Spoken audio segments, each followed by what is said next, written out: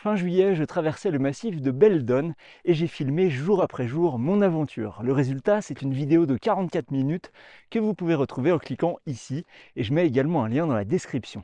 Alors vous êtes plusieurs à m'avoir demandé le matériel que j'avais emporté pour filmer cette traversée. Si j'utilisais un stabilisateur par exemple, alors si vous suivez la chaîne, vous me connaissez et vous savez que je randonne léger. Alors sans surprise, j'ai la même philosophie pour le matériel.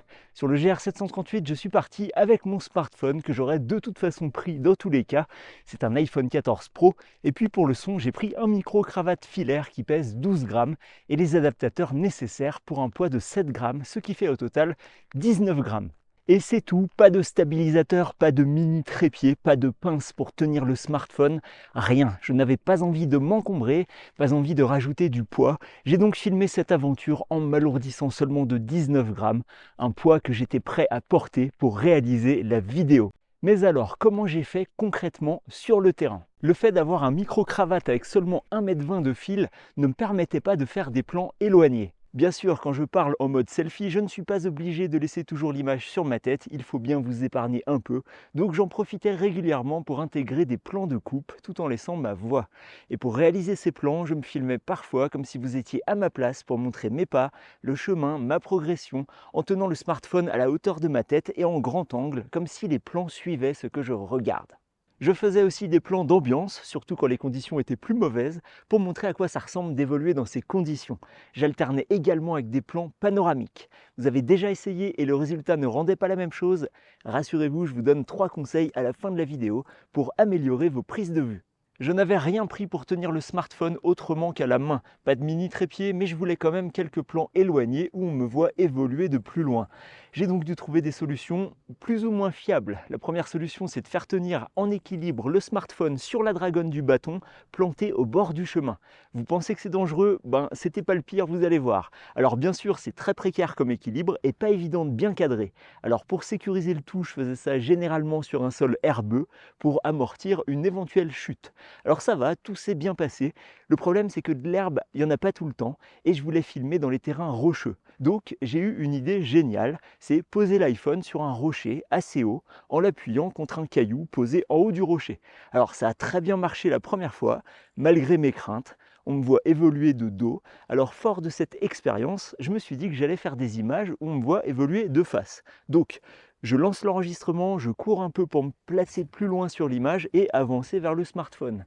Et c'est précisément à ce moment-là qu'un peu de vent l'a fait tomber d'une hauteur d'1 m directement sur les rochers. J'ai donc couru pour aller voir le désastre, l'écran était contre le sol, je me suis dit non, tu peux pas être cassé, non, pas ici, pas maintenant, pas après tout ce que tu as fait. Et donc je peux vous dire que j'étais soulagé en voyant qu'il n'avait rien.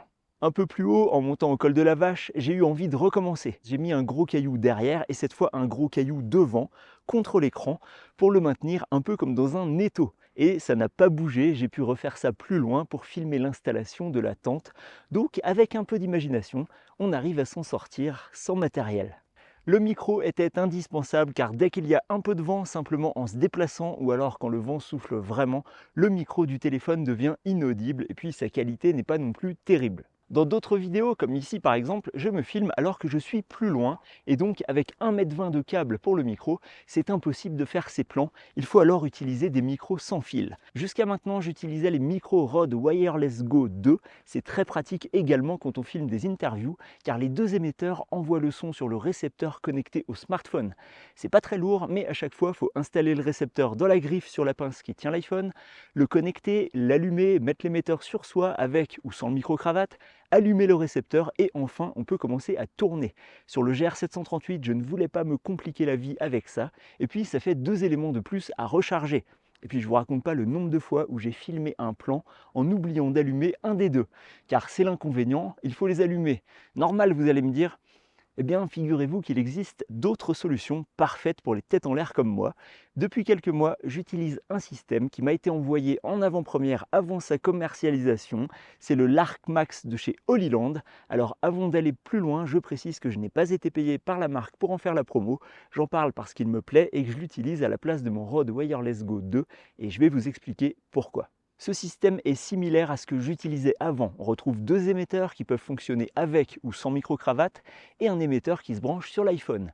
Ici, l'avantage, c'est que tous les câbles de connexion sont fournis, dont un câble pour l'iPhone. Plus besoin de prendre un adaptateur mini jack et ça a deux gros avantages. Une meilleure qualité et la possibilité d'écouter le son de ce qu'on vient d'enregistrer sans débrancher le récepteur. Car oui, quand on est branché avec un câble mini jack et l'adaptateur comme ce que j'ai avec mes micros Rode, il faut débrancher pour écouter le son et vérifier que la prise est bonne.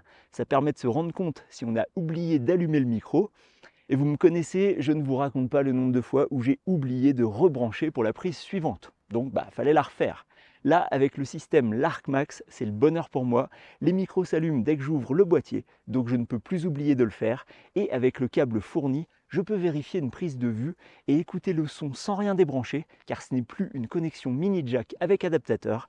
Et ça fait la différence et je suis beaucoup plus efficace sur mes tournages. J'ai d'autres avantages, la distance d'enregistrement est beaucoup plus grande qu'avec le Rode Wireless Go 2 et surtout si je me tourne et que l'émetteur n'est plus face au récepteur, ça ne coupe pas avec le l'ArcMax alors que sur le Rode, ça coupe. J'ai également un système d'annulation du bruit ambiant quand je filme en environnement un peu bruyant. Et en plus de tout ça, la qualité de fabrication est vraiment excellente. Il suffit de mettre les deux côte à côte pour se rendre compte qu'on ne joue pas dans la même cour. Le système de menu est très performant. Il y a plein de détails qui font la différence. Je peux accrocher l'émetteur sur un t-shirt sans le pincer avec un aimant qui viendra se placer de l'autre côté du t-shirt. Et je trouve ça très pratique.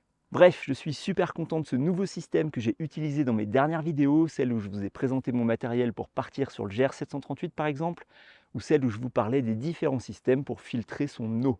Ici, on a du matériel professionnel et pour l'instant, sur plusieurs vidéos, j'en suis super satisfait et je n'ai loupé aucune prise. Alors pour finir cette vidéo, comme promis, voici 3 de mes astuces pour bien filmer vos randonnées avec un smartphone. Première astuce, n'allez pas trop vite. Prenez le temps de filmer quelques secondes avant et après votre prise. Ça sera utile pour le montage. Et surtout, pendant la prise, faites des mouvements très doux pour ne pas donner la nausée à ceux qui vont vous regarder. Si vous faites un mouvement panoramique, arrêtez-vous et calez vos coudes contre votre corps et tournez très lentement. Deuxième astuce, si vous voulez filmer en avançant, marchez de manière à amortir un maximum les mouvements avec tout votre corps, vos jambes et vos bras, pour que votre smartphone reste le plus droit possible. Soyez souple, n'hésitez pas à baisser un peu le smartphone pour avoir des angles différents, notamment quand vous marchez dans la végétation. Et troisième astuce, si vous comptez parler, utilisez un micro. Même un micro avec fil comme ce que j'ai utilisé lors de ma traversée de Beldon, le son en vidéo, c'est presque plus important que l'image. D'ailleurs, pour vous le prouver, j'ai débranché le micro et vous vous rendez compte que le micro, ça fait vraiment toute la différence. Vous voyez ce que ça fait quand il n'y a pas le micro? Et en plus, on trouve des modèles pour moins de 20 €. Voilà, j'espère que cette vidéo aura apporté des réponses ou vous aura permis de voir un peu l'envers du décor. J'espère que ça vous donnera aussi envie de faire vos vidéos de rando. Vous voyez que le matériel nécessaire est vraiment minime, un smartphone et un micro à moins de 20 €. Alors, bonne rando, bon tournage et je vous dis à très bientôt pour la prochaine vidéo.